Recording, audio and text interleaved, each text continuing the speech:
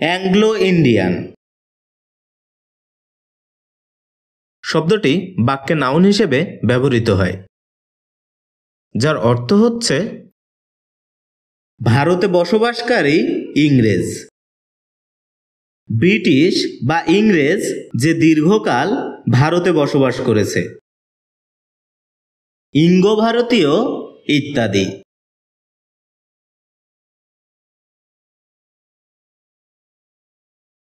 যার ইংরেজি প্রতিশব্দ হচ্ছে relating to or involving both Britain and India.